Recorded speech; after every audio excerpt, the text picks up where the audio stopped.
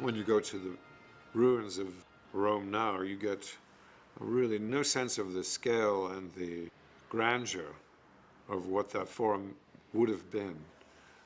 It's hard to get it anywhere except from some of the great epic films of the past, like Ben-Hur and Quo Vadis and The Fall of the Roman Empire, who did elaborate reconstructions. When I was a kid, there was this TV series that was made in England called I, Claudius. And I saw that and I was like fascinated. I think he knows what Rome is. When I saw that Derek Jacobi was going to be in our movie, I was so thrilled because I remembered what a genius job he did on I, Claudius. My favorite moment in any previous epic was the chariot race in Ben-Hur. I can't think of anything that was more cinematic, more exciting, and also full of character. In both chariot races and Ben-Hur, the 1929 Ben-Hur, I think it's 1929, is amazing chariot race, absolutely amazing. And then later Charlton Heston's. There were some very good things about that. They got the scale right.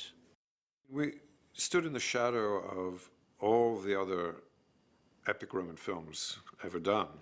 A lot of these stood as examples of what not to do. The trend toward the end in the 50s and 60s was a theatricality of a style of language which had more to do with, I think, classical Shakespearean theater. Doing these things, you're always trying to find the level of dialogue that flies so it doesn't become a deeply period piece where you lose 9/10 of the audience immediately. How can I reward Rome's greatest general? Let me go home. I did my basic research for Gladiators, you know, spent a lot of time hanging out in the Coliseum. But it gets to a point where you sort of hit saturation, where you go, okay, I'm not smart enough to get this right anymore.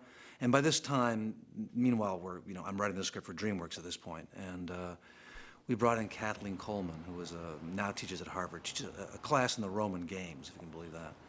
She came in, obviously, and started going, no, David, that's not right, or yes, David, that could work, or who the hell knows, in which case I'd use it, of course. The written sources don't ever discuss amphitheater spectacles in detail. They're all incidentally mentioned in the larger context of some other issue. Remember, history is only written down by people, and that's their report on what they think at the time or what other historians have written at the time.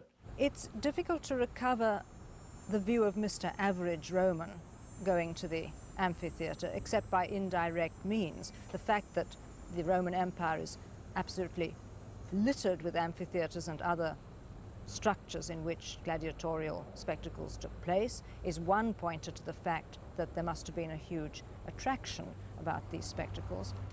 This is a Roman-designed building, basically using the idea of a theater, but putting two of them face to face.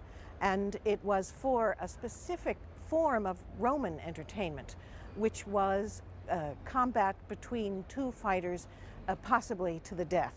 This has its origin in funeral games, the idea being to make a human sacrifice to the gods of the underworld on the occasion of a funeral, so that we know the first of these human sacrifice gladiatorial games took place during a funeral here in Rome in around 250 BC.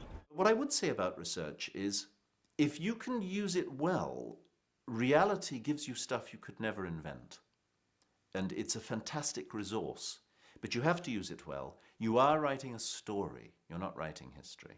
And your story, I think, has got to come first. What you can really do is actually pinpoint the dates, which are probably accurate, pinpoint the times, pinpoint the characters, then do a bit of research about each of those characters, and then try and deduce who they were. There was a Roman general who sort of matched this historically, who when Commodus became emperor disappeared because he was a great general and knew that he was on the hit list. No one ever knows what became of him. So I took a little bit of that, what we did know of him, and put it into Maximus's character. The thing that most helped us was building the whole movie around a character. Because right away, you let go of the burden of we're somehow trying to recreate ancient Rome in a very specific period of time, and instead saying we're telling you a story of character. We're telling you about a man trying to find his way home. We're telling you a story about someone finding inner strength in a tough time. And right away, that's a kind of mythic story that is relevant to everybody in the audience, struggling with their own day, with their own ethics, with their own principles. Around that, I think was one of the most interesting characters of the movie was Commodus, who was this dysfunctional, I think extremely sympathetic young emperor who people mostly just perceive as the bad guy, so a lot of it went straight over their heads. I think one of the best scenes of the film is where Commodus is told by his father that he's not going to be the emperor. Are you ready to do your duty for Rome? David Franzoni, the first writer, completely had the dream. And from bits of research, again, talking about people who were at the top of that society at the whim of an emperor, suddenly being a slave to fight for their life in the arena seemed incredibly fascinating. So that was all in the Franzoni control of the script. David had brought the overall grand plan, and I think we were a bit needed the characterizations to be a little less on the nose, and the dialogue was tricky and very hard, I think, to pull off, and therefore we moved towards somebody that I'd already worked with. Did my last draft, and then Ridley brought John Logan on, and they just worked together on a piece.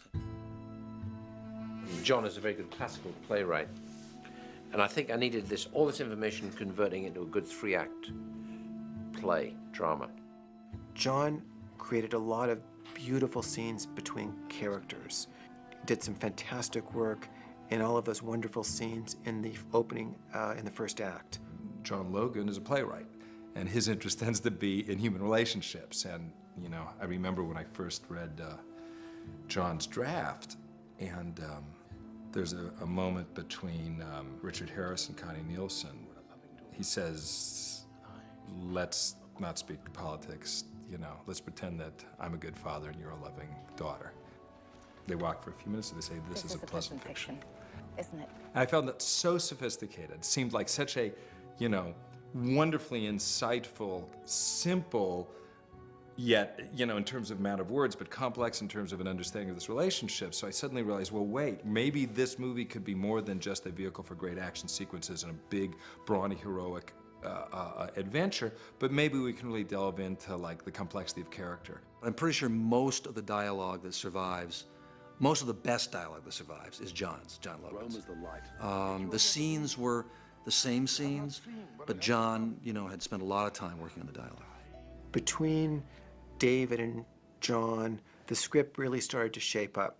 Now, I had kept the family alive, his son and his wife alive, and they wanted to kill him. And I said, look, I'll tell you, right now, I mean, my only hesitation is that this isn't a revenge film. This is a movie about going home. So in Gladiator, theoretically, it isn't necessary to kill Commodus. Of course, it's, you know, feel good if you kill Commodus. But what is necessary is that he gets home. So if you kill a family, it makes it difficult. So I kept saying, you know, I'm not sure that's the right thing. We were always wanting him to, like, head toward his relationship with Lucilla and Connie as a, not exactly a love affair, but kind of the emotional target in the here and now. And as long as it had to do with, yeah, but trying to double back to this other family, it just never had this kind of mythic clarity that these sorts of movies really want, you know? And it was a very liberating thing to decide, well, what if they were killed? And, you know, everybody, you know, got a head of steam on it because it was a little awkward keeping the family alive. So, well, the easiest thing to do is kill them. So they killed him. It freed up our storyline toward this kind of emotional connection with Connie, but it also sealed the deal motivationally for Maximus.